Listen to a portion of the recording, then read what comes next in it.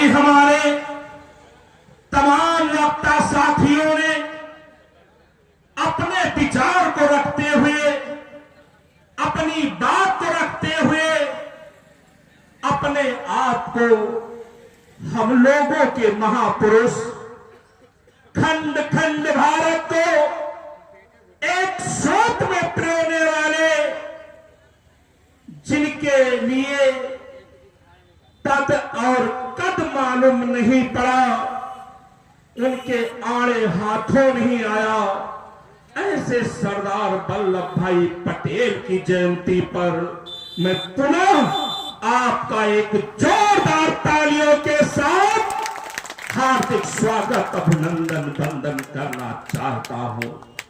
ए मेरे साथियों, सरदार वल्लभ भाई पटेल का कार्यक्रम चाहे वो खलीलाबाद की धरती पर हो, चाहे अयोध्या की धरती पर हो, क्यों ना हमारे लखनऊ और उत्तर प्रदेश में क्यों ना हो। ए मेरे साथियों, क्या कारण रहा है कि जब सरदार वल्लभ भाई पटेल की जयंती मनाई जाती है, उनकी पुण्यतिथि मनाई जाती है, तो वहां बिन बुलाए हमारे जैसे कार्यकर्ता और नेता पहुंचने का काम करते हैं। इसको आपने कभी मनन करने का काम किया?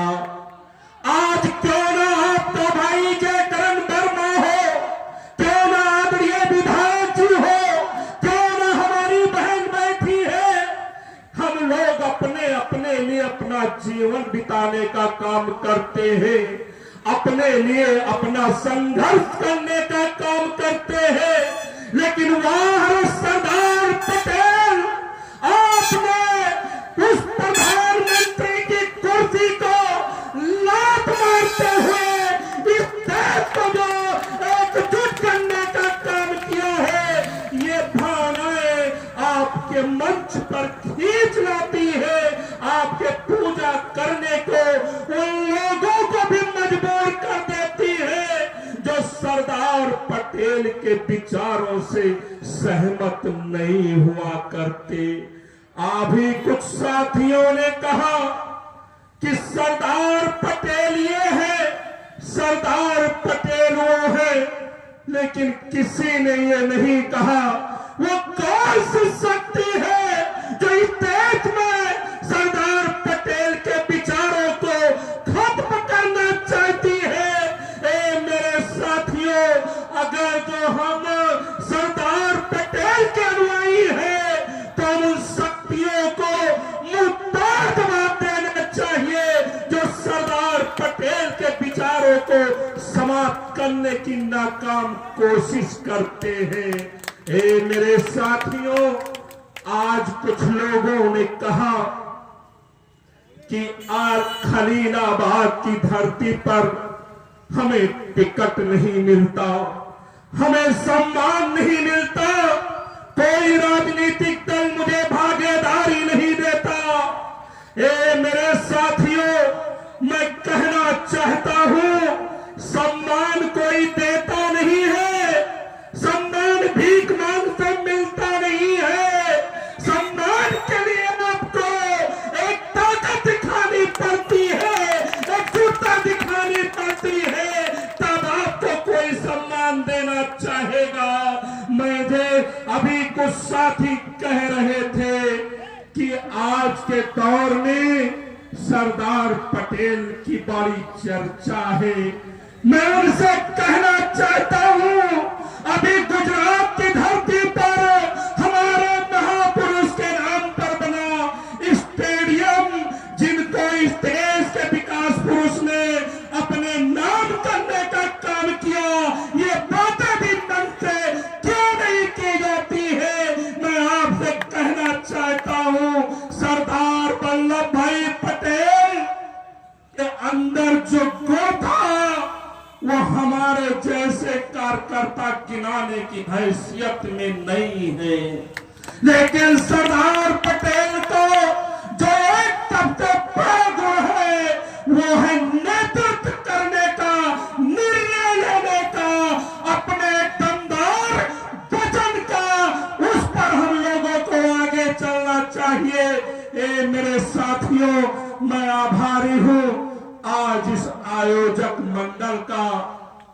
कि जिन्होंने आज यहां पर सारे लोगों को बुलाने के बाद यह मजबूर किया है और याद दिलाने का काम किया है कि सरदार वल्लभ भाई पटेल कि जितना भी तुम विरोध कर लो, चाहे जितना तिरस्कार कर लो, लेकिन इस देश में बहुत बड़े अनुयायी है सरदार पटेल के। सरदार पटेल का विरोध करके आपको कोई एक छोटी भी कुर्सी नसीब नहीं होने वाली है साथियों, मैं ऐसा आपसे कहना चाहता हूं।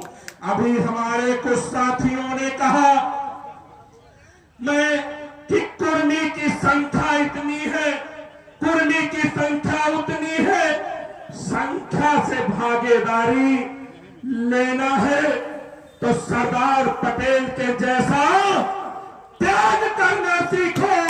अगर जो अपने लिए जीना है तो कीड़े मकोड़े भी अपने जिंदगी जीते हैं, चले जाते हैं, उनको कोई पूछने वाला नहीं रहता। मैं आप लोगों से पूछना चाहता हूं, मैं अपने मंच के साथियों से कहना चाहता हूं, चाहे जयकरण वर्मा हो, चाहे संत कबीर नगर के लोग हो, हमारे घर में हमारे माता पिता कभी किसी हीरो हीरोइन की पूजा करते नहीं देखा मैंने। हमने अपने घर में या जहां तक मैं गया किसी धनवान और अपराधी गुंडा गुंडी की पूजा होते हुए अपने किसी के घर में मैंने नहीं देखा। अगर जो देखा है तो मैंने सरदार वल्लभ भाई पटेल की पूजा होते हुए देखे है, बाबा साहब अम्बेडकर की पूजा हुए देखी है। पूजा उसी की होती है जो समाज के लिए जीता है, देश के लिए जीता है। बाकी और कोई जीता हो, अपने महल में रहता हो, तो हमारे आपके लिए उसके जीने का कोई मतलब नहीं रह जाता है। साथियों, मैं कहना चाहता हूं, कुछ लोग कहते हैं कि सरदार वल्लभ भाई पटेल की जयंती और पुण्यतिथि ये जातवादी लोग मनाया करते हैं, उनके बिरादरी के लोग मनाया करते हैं। ए आयोजक मंडल, अगर जो ऐसा सच्चाई है तो आपको जातवादी होने का ठप्पा पीठ पर ही नहीं सीने पर लेकर घूमना चाहिए।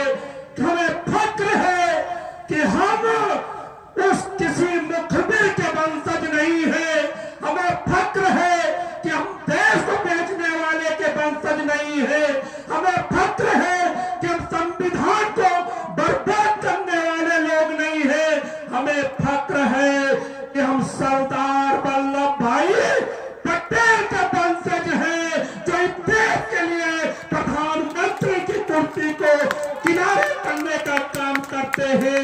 ए मेरे साथियों, मैं आपसे कहना चाहता हूं, आज जो जात की बात होती है कि जात की बात नहीं होनी चाहिए। मेरे साथियों, हम लोग राजा महाराजा के बेटे नहीं है। हमें लगता है आप लोग भी राजसी परिवार से नहीं है। क्या ये सच्चाई नहीं है कि हमारे प्रदेश और देश में जात देखकर ही गालियां दी जाती है, जात देख करके ही हमें बेइज्जत कर दिया जाता है, जात देख करके ही हमें टिकट से किनारे कर दिया जाता है। अगर जो ऐसा है तो मैं कहना चाहता हूं, ए मेरे तवे कुचले किसान भाइयों, ए मेरे पटेल जी के अनुयायियों, आपके अंदर वो ताकत है, आप जिसको कुर्सी पर बिठाना जानते हो, एक झटके में उनको कुर्सी पर उतारना भी जानते हो।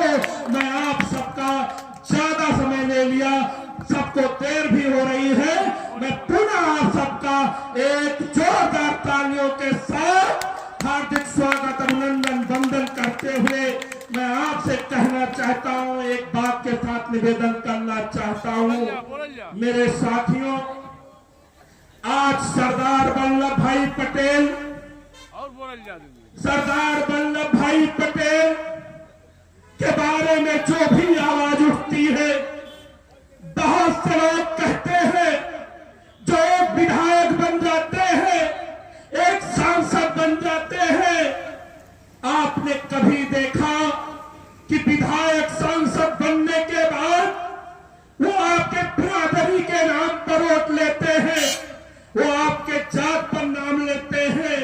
लेकिन क्या सदन में जाने के बाद आपके जनपद का ख्याल उनको रहता है?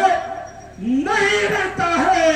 मैं बड़ी जिम्मेदारी से कह सकता हूं, आज तमाम संगठन है, कोई सरदार वल्लभ मिशन चलाता है, कोई कौन सा नाम, सैकड़ों नहीं हजारों सरदार वल्लभ भाई के नाम पर संगठन चलता है।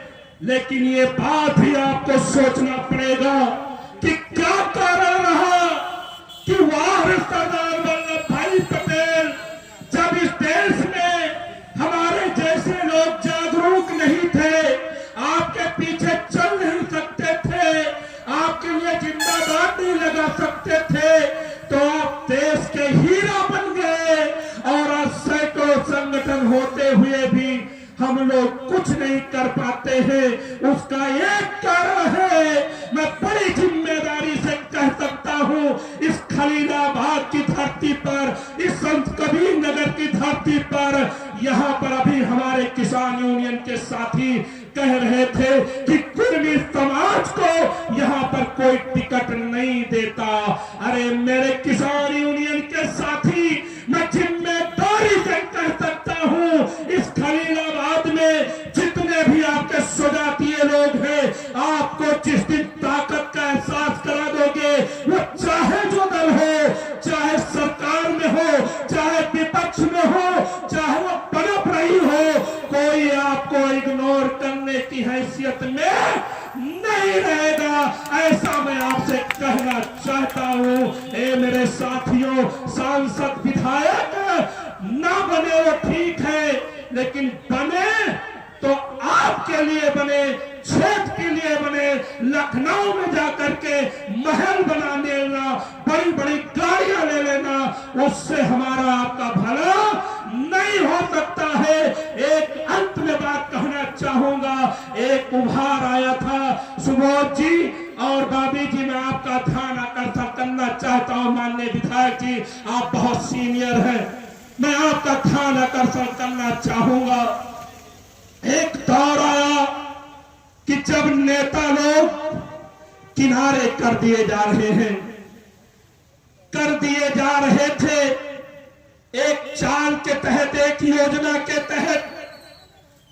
उसमें कारण क्या बना? जो लोग नेतागण आपके बीच में सेवा करेंगे, जो आपकी लड़ाई लड़ेंगे, निश्चित है उनके पास 10 गाड़ियों का काफिला नहीं होगा। निश्चित है उनके पास बड़ी बड़ी हवेलियां नहीं होंगी।